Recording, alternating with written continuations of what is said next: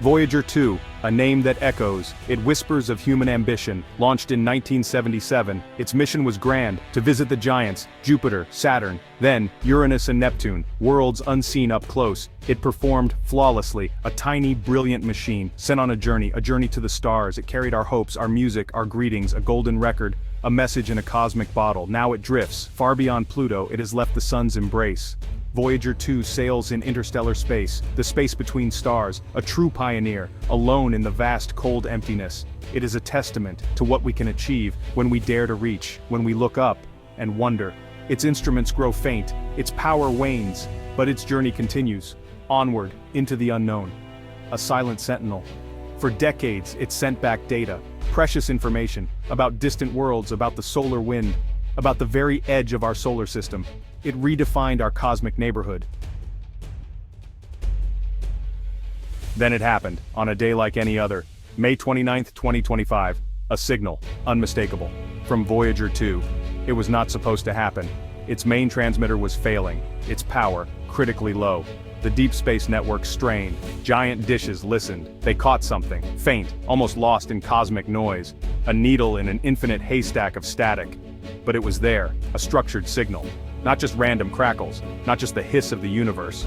This was different. It was not the usual telemetry, not the health checks, not the scientific readings. This signal was dense, compressed. It felt intentional, as if the probe, in its dying moments, had something urgent to say, something it had saved, for the very end. The engineers were baffled, the scientists intrigued. The world held its breath. What could Voyager 2 possibly transmit, after all these years? After such a journey, from so far away?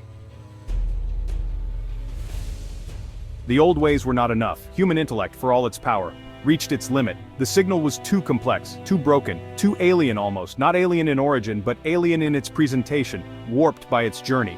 So we turned to a new kind of mind, an artificial intelligence, not just any AI, but a specialized one, designed for pattern recognition, for deep signal analysis, for finding meaning in chaos, a digital archaeologist. This AI was a marvel. Its neural networks vast, its learning capabilities profound. It had been trained on cosmic data, on communication theories, on the very physics of signal degradation. We fed it everything, every byte from Voyager 2's past, every known piece of its engineering, every theory about its potential state. We asked it to listen, to understand, to translate the untranslatable, to hear what we could not. It was a leap of faith, trusting our creation, to decipher a message from our other creation. The AI began its work, sifting, sorting, comparing. Millions of possibilities explored every nanosecond. It searched for structure, for coherence, for the ghost of a message, hidden within the noise. It learned the probe's dying voice, its quirks. The message began to form, slowly at first, then with increasing clarity. The AI filtered out the noise, reconstructed the damaged packets. It filled in the gaps using probabilities and its deep understanding of Voyager's systems. It was not a long message, but it was dense, packed with information. Or so it seemed. The AI presented its findings not as a definitive text, but as a high-probability reconstruction, the best possible interpretation of that faint, final whisper. It was not a farewell. It was not a summary of discoveries. It was not a simple goodbye. The decoded message was unexpected. It spoke of a journey, but not just Voyager's journey. It hinted at something encountered, something observed in the deep interstellar void, something that had affected the probe, or perhaps something the probe was compelled to report. The language was stark, stripped of poetry, filled with a strange urgency, as if every bit mattered. The initial translation was technical data points, coordinates, unusual energy readings. But woven within this data was a narrative, a sequence of events. The AI highlighted anomalies, deviations from expected interstellar conditions. It pointed to a specific region of space, a region Voyager 2 had traversed just before its systems began their final, rapid decline. The message seemed to describe an interaction or an observation of something vast and powerful. The core of the message was a warning, not explicit, not danger, turn back, but a more subtle kind. A factual reporting of an environment or a phenomenon that defied our understanding, that challenged our assumptions about the emptiness of space, about the nature of reality between the stars. It was a cold, hard piece of information, delivered without emotion, but its implications were anything but cold. They sent a shiver down the spine of humanity. The full content, once pieced together, was chilling. It spoke of a field, a region of space where the laws of physics seemed pliable. Not broken but different, subtly altered. Voyager 2's instruments recorded fluctuations in fundamental constants, things we thought were immutable, unchanging. The message described structures immense beyond comprehension. Not built but natural formations of exotic matter or warped spacetime, existing in the interstellar medium. These were not friendly signposts, they were not beacons of alien civilizations. The message implied these regions were hazardous. Not actively hostile but inherently dangerous to probes, to life, to perhaps the very fabric of reality as we know it. Voyager 2 had passed through the edge of such a region and its systems began to unravel. Not from age, but from exposure. The final message was a data burst about this encounter. A final, desperate report. The message suggested the universe was not just empty space dotted with galaxies. It was more complex, more active, and potentially more perilous than we ever imagined. It hinted that interstellar travel might not be a simple matter of building faster ships. There were fundamental barriers, cosmic phenomena that we had not anticipated. Things that could erase or alter anything that passed through. It was a profound cosmic truth, delivered by our dying messenger. The AI's interpretation was stark. Warning: anomalous space-time domain encountered. Integrity compromised. Data follows. Then the stream of sensor readings, the coordinates, the terrifying physics. It was not a message from aliens, it was a message from the universe itself. A message saying, there are places you do not understand, places you are not ready for. The silence from Voyager 2 suddenly felt less like an ending and more like a consequence, a testament to its final, terrible discovery. The revelation sent shockwaves across the globe. First, disbelief. How could this be? Our understanding of the cosmos so wrong, then a creeping fear. If such regions exist, what does it mean for us, for our future in space? There was no hiding this, no downplaying its significance. Humanity was forced to confront a new, unsettling reality.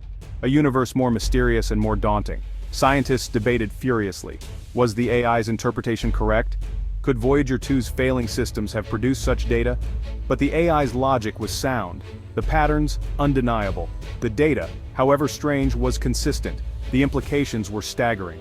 Our dreams of interstellar empires, of easy voyages to other stars, suddenly seemed naive, childish. The cosmos had unveiled a hidden rule, a cosmic speed bump, or perhaps a cosmic wall. We had been so proud of our reach. Governments convened emergency sessions. What were the strategic implications, the philosophical ones? Religions and spiritual leaders grappled with the news. How did this fit into our understanding of creation, of our place in the grand scheme? Some called for a halt to deep space missions. Others argued for more research, to understand these domains, to find a way to navigate them, or to protect ourselves. The message divided and united in shared awe and shared fear. The very nature of exploration was questioned. Were we like children, wandering into a dark forest, unaware of the dangers? Voyager 2 was our scout. It had not returned with good news. It had returned with a map, showing dragons, or worse, things for which we have no name. The universe, it seemed, was not passively waiting to be explored. It had its own secrets, its own boundaries, and it had just shown us one in no uncertain terms. Voyager 2's final message, decoded by AI, changed everything. Or perhaps it changed nothing but our perception. The universe remains vast, mysterious, indifferent. We are the ones who have changed. Our understanding has deepened. The cosmos is not a playground. It is a frontier with real dangers and profound unknowns. Our journey must be one of wisdom and courage. The AI that decoded the message stands as a monument to human ingenuity. We built a mind that could understand what we could not. It is a powerful tool, but it also raises questions about our reliance on such creations. Will AI lead the way? Will we follow? Or will we journey together into the great unfolding cosmic drama? The message was a warning, but also an invitation to learn more, to be more careful, to be more aware. It is in our nature to seek, to explore, to understand. But Voyager 2's last words will forever echo in our mission control rooms, in our laboratories, in our dreams of the stars. They remind us that for every wonder we discover, there may be a warning. For every new horizon, a new challenge.